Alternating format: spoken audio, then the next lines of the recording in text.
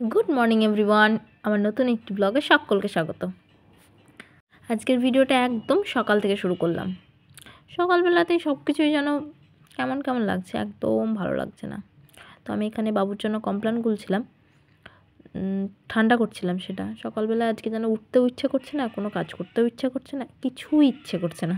খালি বসে মনে হচ্ছে যেন ল্যাদ খাই বসে বসে। তো ল্যাদ খেলে তো আর হবে না, কিছু করার নেই, করতেই হবে। সব কিছু থেকে ছুটি পাওয়া যায়, কিন্তু পেটের থেকে ছুটি পাওয়া যায় না। পেট আছে বলে খাবার চাই মানে রান্না করতেই হবে। আর রান্না করতে হলে কাজ করতেই হবে, উঠতেই হবে। কিচ্ছু করার নেই। সমস্ত কিছুকে বাদ দেওয়া যাবে, কিন্তু পেটের খিদেটাকে কী করে বাদ দিই বলো? তো যাই হোক, চলতে হবে, কিছু করার নেই। এটাই হচ্ছে প্রকৃতির নিয়ম। তো সেই নিয়ম মেনেই আমাদেরকে চলতে হবে, সেই নিয়মেই বাঁধা আমরা। আর স্পেশালি দেখবা, কাজ তুমি যদি করো না, করতে থাকো, তাহলে কোনো অসুবিধা নেই, কাজ তুমি করতে পারবে।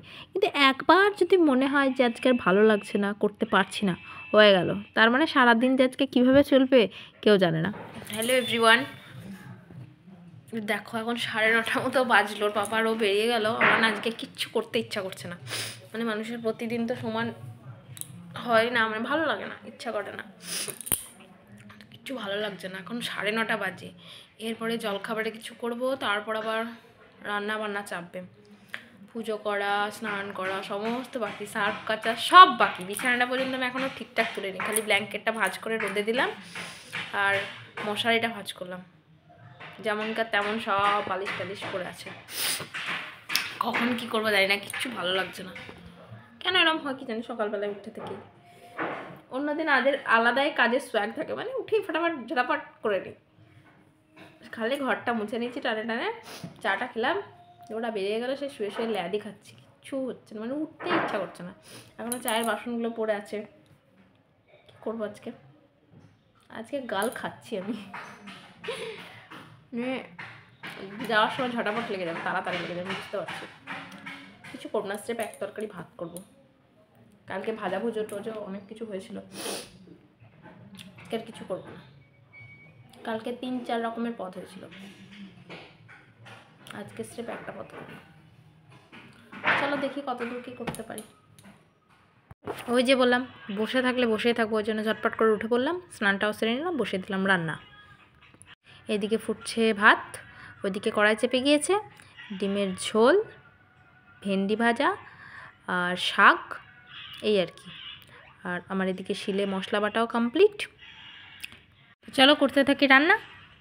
তারপর রান্না বান্না কমপ্লিট করে মেজে ধুয়ে খেয়ে সব কিছু করে রেস্ট নিয়ে এই যে বিকেলবেলায় চলে এসেছি ছেলেকে নিয়ে পার্কে।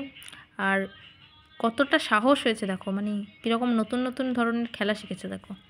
উনি দাঁড়িয়ে আছেন, ওনারা তো তলা দিয়ে যাচ্ছেন, স্লিপ খাচ্ছেন। এই দুটো হচ্ছে ওর ফ্রেন্ড, এখানে হেসে হয়েছে। এই যে হলুদ রঙের যে ছোটো ছেলেটাকে দেখতে পাচ্ছ, ওইটা বেশি বন্ধুরা, ওইটা আর একটু বড়ো। তো এসেই ওকে যদি দেখতে পাই তো আলাদাই ফর্মে চলে যায় ওর সাথে। ওর থেকে ছেলেটা 1-1.5 বছরের বড় হবে, তো হাইটটা খুব একটা নয়, পাশেই বাড়ি ওর। তো খুব ভালো ফ্রেন্ডশিপ হয়ে গেছে ওদের। ও থাকলে যেতেই চাইবে না ও বাড়ি কোনো প্রকারেই। মায়ের কারোর সাথে ফ্রেন্ডশিপ হওয়ার আগেই ছেলের ফ্রেন্ড হয়ে গিয়েছে। মানে আমার টাইম লাগছে কারোর সাথে পরিচিতি করার, কিন্তু ওর টাইম লাগছে না, ও গিয়ে পার্কে 2 দিন খেললো, হয়ে গেল। তো যাই হোক, আজকের এই ছোট্ট ভিডিওটা এখানেই শেষ করছি। ভিডিওটা কেমন লাগলো জানাবে। ভিডিওটা ভালো লাগলে লাইক করবে, কমেন্ট করবেন। আর চ্যানেলে নতুন হয়ে থাকলে অবশ্যই সাবস্ক্রাইব করবে। Good bye.